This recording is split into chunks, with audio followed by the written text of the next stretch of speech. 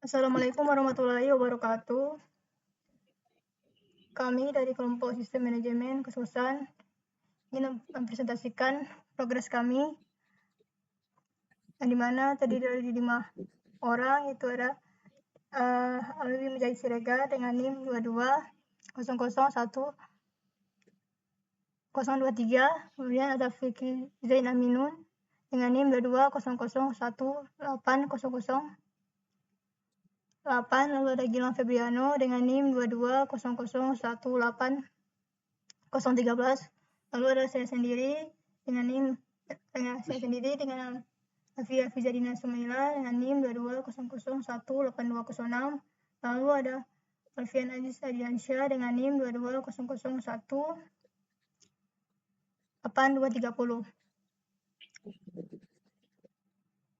Di sini ada pojok charter. Untuk pojok charternya akan dibacakan oleh Gilang. Pada Gilang dipersilakan. Di sini saya akan membacakan tentang project charter. Nama projectnya yaitu Sistem Manajemen Kos-Kosan. Deskripsi projectnya, aplikasi berbasis website untuk memudahkan pemilik kos dan penyewa dalam mengelola serta mengakses informasi kos. Aplikasi ini menyediakan pengguna melihat profil kos, melakukan registrasi penyewaan, dan menyimpan riwayat pembayaran. Tujuan projectnya memberikan kemudahan bagi penyewa dalam melakukan memesan kamar kos secara online melalui website. Waktu pengerjaan proyeknya dimulai dari tanggal 3 Oktober 2024. Estimasi selesainya belum kita rencanakan. Proyeknya itu berhasil jika aplikasi bisa diakses melalui website. Data tersimpan dan aman dan mudah diakses. Tidak terjadi error atau bug saat aplikasi digunakan. Peserta proyeknya ada investor nama Fikri Zain Aminun, Project Manager Alwi Mujahid Siregar, Analisis Rafia Hafizah Dina Sumaila, Desain UI Alfian Aziz Ardiansyah, Programming Gilang Febriano, dan testernya Fikri Zain Aminun. Sumber yang tersedia, budgetnya belum kita hitung estimasinya. Lingkungan pengujiannya yaitu laptop dan mobile. Resiko yang mungkin terjadi, 1. Mungkin menghadapi keterlambatan dan pekerjaan karena masalah teknis. 2. Kehabisan anggaran karena perpanjangan waktu pengujian dan pengembangan. 3. Permintaan penambahan atau perubahan fitur di tengah proses pengembangan.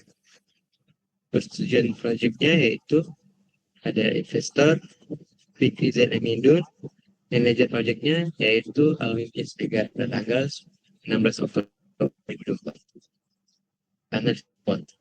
Soal analisisnya yaitu ada strength, efisiensi, otomatisasi proses administrasi, mulai dari pencatatan dan hingga pembayaran, serta mengurangi beban kerja secara manual. Transparansi data. Semua data tercatat dengan baik, sehingga memudahkan pemilik dalam memantau keuangan, kesediaan kamar, dan riwayat penghuni. Kemudahan pembayaran. Penyewa dapat membayar secara online yang lebih nyaman dan mengurangi resiko keterlambatan. Kepuasan penyewa. Mengingat otomatis dan kemudahan komunikasi meningkatkan pengalaman penyewa. Weakness. Tergantungan pada teknologi. Bergantung pada perangkat dan internet yang dapat menjadi tantangan di era dengan akses terbatas. Biaya. Pengembangan, implementasi, dan pemilihan sistem membutuhkan biaya yang mungkin dirasa berat bagi beberapa pemilik kos. Adaptasi pengguna. Pemilik mungkin perlu waktu untuk terbiasa dengan sistem baru, sama jika menggunakan metode manual. Integrasi dengan sistem lain. Jika sistem manajemen kos-kosan tidak terintegrasi dengan sistem lain yang digunakan seperti akuntansi atau pemesanan, maka akan terjadi duplikasi data. Opportunities. Peningkatan minat properti digital. Banyak pemilik kos yang tertarik untuk memperbarui pengelolaan mereka dengan sistem digital. Peningkatan kepuasan penyewa. Dengan sistem yang user-friendly, penghuni akan merasa lebih nyaman dan betah tinggal di kos-kosan. Pengembangan analisis data. Data yang terstruktur bisa digunakan untuk peningkatan layanan dan pemasaran. Layanan tambahan dapat dikembangkan untuk mencakup layanan tambahan seperti pembayaran listrik dan air, layanan kebersihan, atau fasilitas tambahan yang menarik bagi trades. Persaingan yang ketat, semakin banyak kos-kosan yang menggunakan sistem manajemen, maka persaingan akan semakin ketat. Perubahan regulasi. Adanya regulasi baru terkait privasi data atau kewajiban pajak bagi berdampak pada operasional dan biaya sistem. Fluktuasi pasar properti.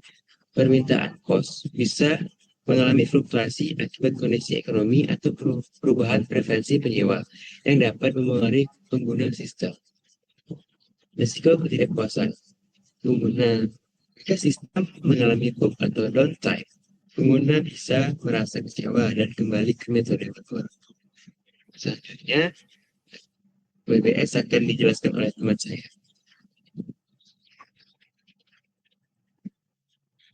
Work breakdown structure. Pertama, ada inisialisasi proyek, identifikasi stakeholder, analisis kelayakan proyek, pengumpulan persyaratan, persetujuan proyek. Selanjutnya, perencanaan proyek. Pengembangan rencana proyek, definisi ruang lingkup, perencanaan anggaran, perencanaan jadwal, pengembangan tim proyek, identifikasi resiko. Selanjutnya, desain sistem manajemen kos-kosan, desain arsitektur sistem, desain database, desain antarmuka pengguna, desain keamanan sistem, pengembangan sistem, pengaturan server dan infrastruktur, pengembangan fitur pendaftaran penyewa, pengembangan fitur pembayaran, pengembangan fitur pengelolaan kamar, integrasi sistem notifikasi, integrasi fitur laporan pengelolaan keuangan, uji coba internal. Selanjutnya ada pengujian sistem, pengujian fungsi dasar, pengujian keamanan data, pengujian beban, dan uji sistem dengan pengguna.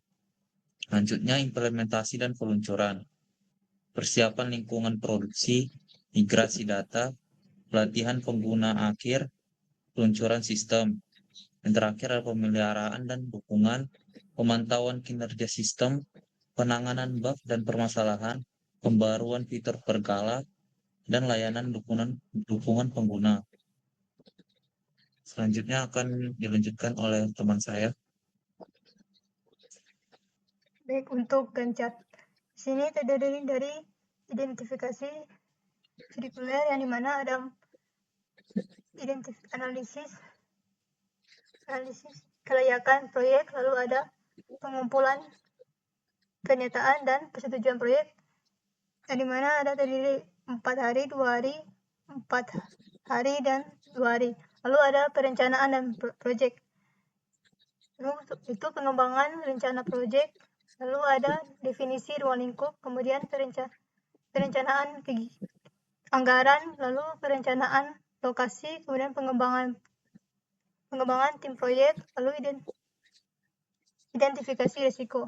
Kemudian desain sistem manajemen kos-kosan yang terdiri dari desain arsitektur sistem, desain database, desain antarmuka pengguna UI UX, desain keamanan sistem, lalu pengembangan sistem di mana terdiri pengaturan server dan infrastruktur, lalu pengembangan fitur pendaftaran penyewa, lalu pengembangan fitur pembayaran, kemudian pengembangan fitur pengelola integrasi sistem,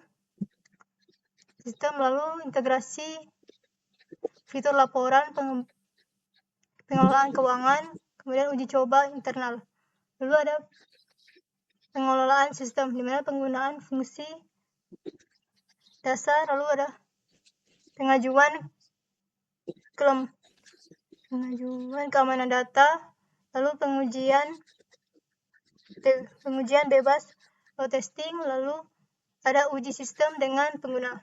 Kemudian yang terakhir ada implementasi dan peluncuran, di mana persiapan lingkungan produksi, migrasi data, lalu pelatihan pengguna akhir dan peluncuran sistem.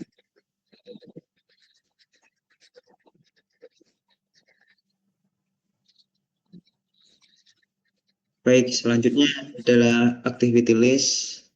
Yang pertama ada inisiasi proyek. Dalam inisiasi proyek ada activity deskripsi. Yang pertama yaitu identifikasi stakeholder, yaitu mengidentifikasi seluruh pihak yang memiliki kepentingan dalam proyek untuk memahami peran dan pengaruh mereka dalam pengembangan proyek.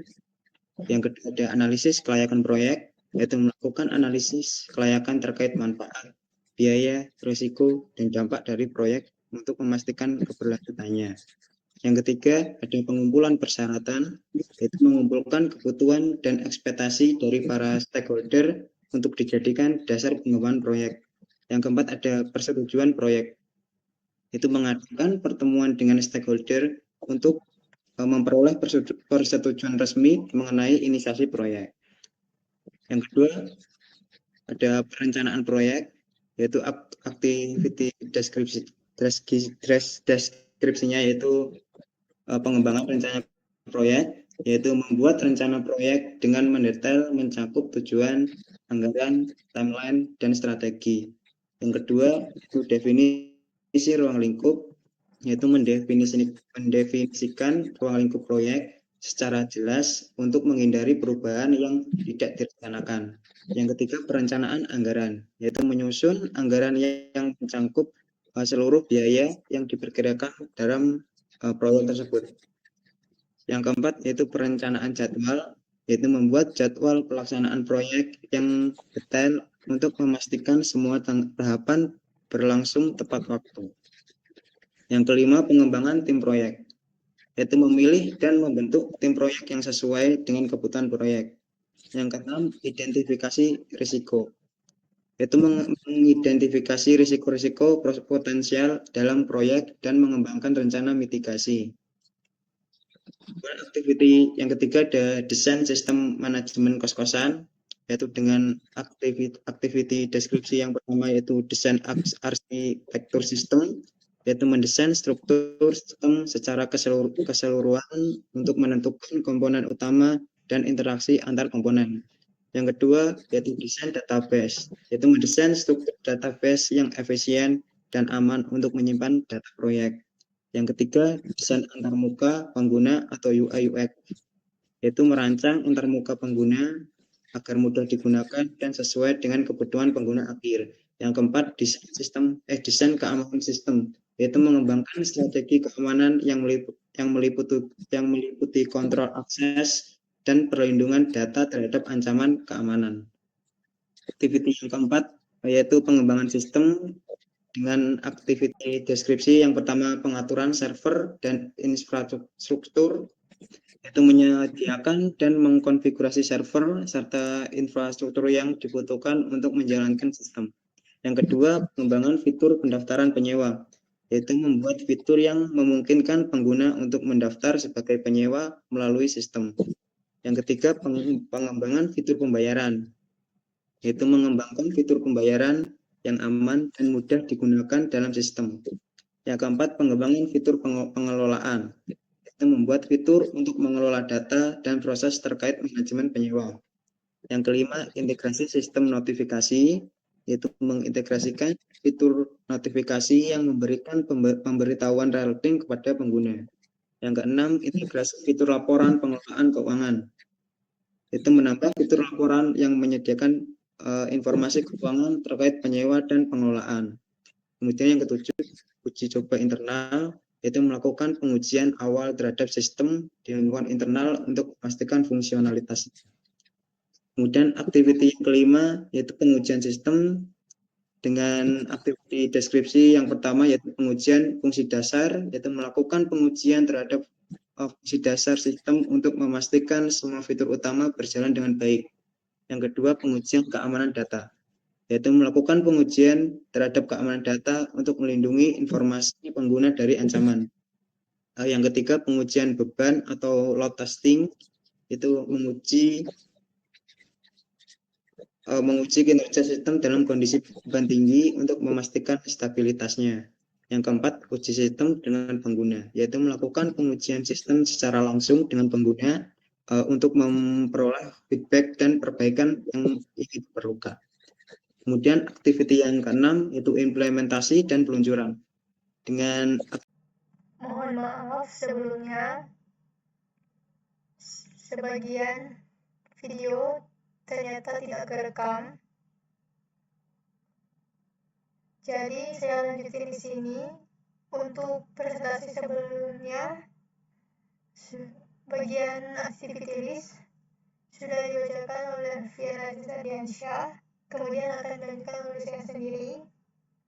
Tahapan rencana pembiayaan. Di dalam pembiayaan ini berisi beberapa tahapan. Yang pertama itu ada manajemen proyek, perencanaan proyek, untuk sub aktivitasnya identifikasi dan analisis stakeholder, pengelolaan proyek untuk pembagian tugas dan tanggung jawab, pengelolaan risiko untuk mengidentifikasi kalau risiko proyek, penutupan proyek untuk mereview dan evaluasi hasil proyek. Lalu front-end development, desain UI UX, desain UI UX, wireframe dan mockup UI. Pengembangan front-end untuk halaman login, registrasi, dan dashboard. Pengujian dan pemeliharaan untuk pengujian unit pada komponen UI. Lalu back-end development, desain dan pengembangan database untuk desain struktur database, pengelolaan database untuk implementasi CRUD, pengguna dan pembayaran, pengujian dan pemeliharaan backend untuk uji API. Lalu data analis, pengumpulan dan pemrosesan data untuk data pengguna, analisis dan pelaporan untuk analisis tren pengguna dan performa layanan, dashboard data untuk implementasi dashboard statistik pengguna, lalu QI dan testing. Perencanaan pengujian untuk skenario pengujian front-end dan back-end, pengujian aplikasi untuk uji fungsionalitas, kinerja, dan integrasi, buat dan bug fixing untuk pelaporan dan verifikasi. Di sampingnya terdapat beberapa kategori, yaitu ada satuan, jumlah, biaya per unit, total biaya, dan penanggung jawab tiap masing-masing pekerjaan. Sekian dan terima kasih dari kami. Wassalamualaikum warahmatullahi wabarakatuh.